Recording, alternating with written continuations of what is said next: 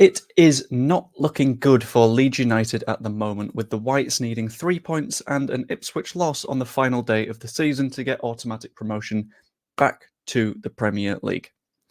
That does feel like it's firmly against the odds, but it could be time for a miracle. Come and join me on my deadline day breakdown, in which I will discuss the Leeds United versus Southampton match, what happened last time, what we need to do to go up, and ultimately what we can expect for the remainder of the season. If you enjoy the video, by the way, please pop a like on it and subscribe. That's always hugely appreciated. But let's jump into it and start with the promotion requirements. Incredibly simple promotion requirements, these ones. Ipswich need to lose to Hull. Ipswich, being at home, have only lost once in the last 18 months, and that was against Leeds United. So it's not looking super likely, but maybe it can be a loss that comes to Leeds United's aid. Maybe that's the pattern that's going on. And at the same time as Ipswich needing to lose, Leeds United need to beat Southampton. Earlier half of the season didn't go so well, but we can dive into that in a little bit more detail later on, and how that might be a little bit different this time. And that's literally it. That is it. That is what it will take for Leeds United to get promoted automatically. What on earth is that? For Leeds United to get promoted automatically on the final day of the Championship season. So, who are the players that are likely going to take Leeds United through that process, the predicted lineup? I've gone with Illan Meslier in net because that is the obvious choice. We don't really have a replacement that is good enough. Archie Gray going into right back, changing things up a little bit with Rodon and Ampadu next to him. Junior Firpo will play at left back, bringing that nice little width, the overlapping. Beautiful. In midfield, Ilya Grove and Glenn Kamara is the right combination. I feel they bring a lot more control to the midfield, where we progress the ball in a more controlled manner with those two in there. We sort of hold the ball, are aware that holding the ball can be a good thing, and like pick the right pass rather than what it feels like with Gray in there when it's we've got the ball, okay, let's immediately look for opportunities, which is good in some cases, but I feel like that won't work against Southampton. In front of that, we'll go Crescencio Somerville, Jorginho Rotter, and Willy Gnonto. These are the best players we have available in these positions, so it wouldn't make any sense to swap any of these players out. I know there are shouts for maybe resting Rotter, but we've got a couple of weeks before the playoffs anyway, and even if we do go up, we got a good while before the next season, so it's completely fine. And up top, I'm going with Mateo Joseph because we need a pure number 9 if we are going to push for promotion in the final day of the season. I feel like Joel Piroe is too much of a hybrid for this, and it doesn't really work. This is assuming that Patrick Bamford isn't fit. If he is fit, absolutely pick Bamford. But this is sort of a broad assumption. Now, predicting what will happen in a football match only really works when you look at the past and you look at what happened in recent football matches. So what happened last time? Wasn't good.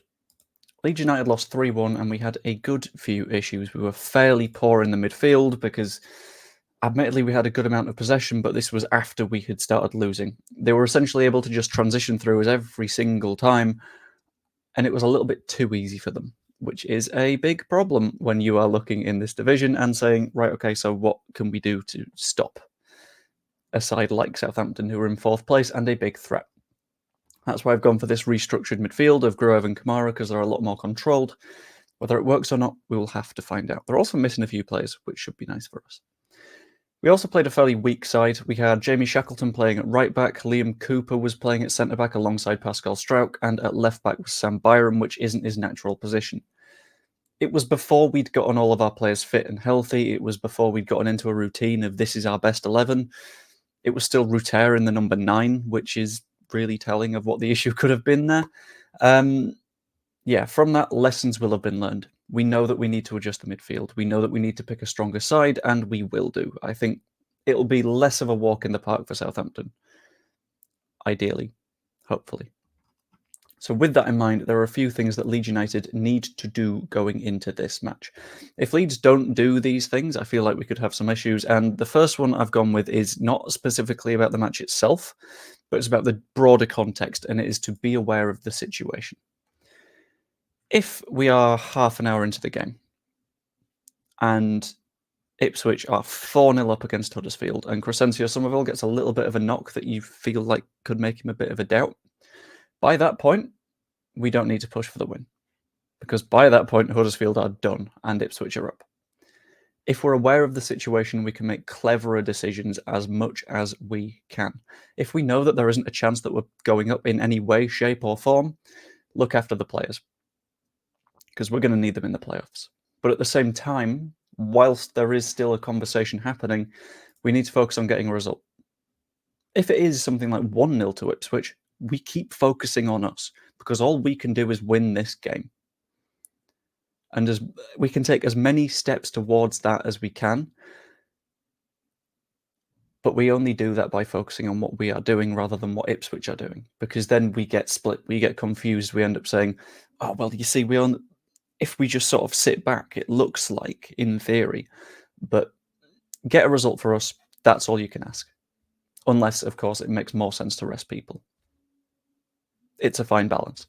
In addition to that, we need to show some more fight than QPR.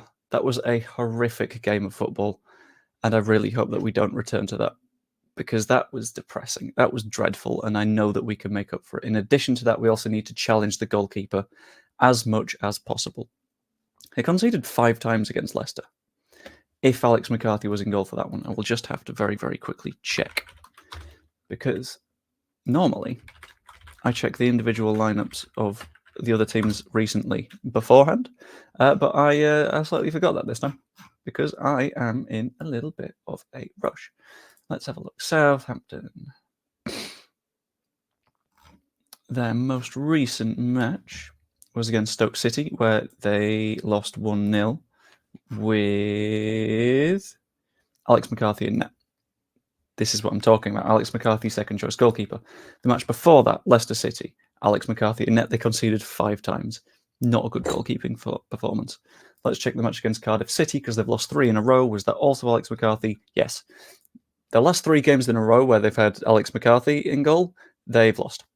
So I'm feeling a little bit okay about that. We need to challenge him. We need to have shots. We need to push him as hard as we can. In addition to that, we need to make sure we are using the wide areas as well as possible. We know that when we are too narrow and compact, Ruter doesn't have space to work. Somerville doesn't have room to cut in and into. By having Nonto, Firpo, Gray, using that wide space as often as possible, a little bit more opens up in the middle, and we have a better chance. And in addition to that, we need to make their back line work hard. This is to do with the width thing, where if you're pulling their fullbacks wide, a centre-back will inevitably follow, and that is making the back line work, creating space for a centre-forward, especially when it's Mateo Joseph, who hasn't done this for 90 consecutive minutes in the league before. Added on to that, we need to stay structured. Our issue against QPR was the defence just fell apart, dissolved. We need to fix that. We need to keep that defensive structure, and I think we will. I think we'll be okay. My prediction for this match, I think Leeds United will win the game, but the issue is I think Ipswich will also win. So it won't be automatic promotion, it'll be the playoffs, but with a strong foundation of having beaten the strongest opposing side in the playoffs. But ultimately, I want to know what you think. Let me know in the comments down below what you think will happen in the match tomorrow. What do you think will happen throughout the playoffs? Do you think we'll have big changes in the lineup? It's always fascinating to see. Subscribe if you aren't yet. You could even become a channel member. All that revenue right now is going to Prostate Cancer UK as part of my campaign with them, which I hope you guys are looking to support because it's a fantastic cause. But yeah, hope you enjoyed. Let's hope it goes well tomorrow, and I will see you later.